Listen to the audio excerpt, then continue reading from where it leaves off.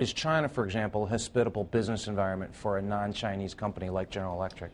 You know, our business in China is about $6 billion.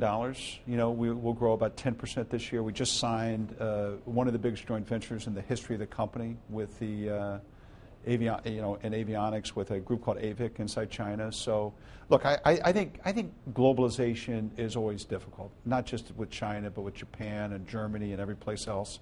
And there's always going to be bumps in the road, but China is an immensely important market for GE going forward. But you've been quoted recently suggesting that GE doesn't, or other companies like GE don't get a fair shake in China. Is that a concern? You know, it's really not what I said. But, you know, I think China is important, and it's a place that we'll continue to invest. But, I reiterate the fact that trade is hard. It's hard from every country's perspective. And I'd say particularly when economies are tough, there's always a fear of protectionism.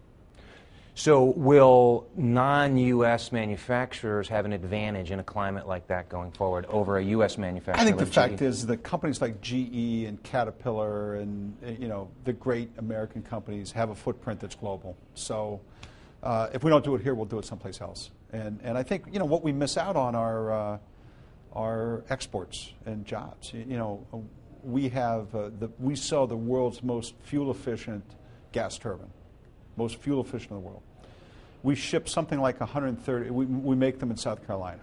We ship something like 130 of them every year.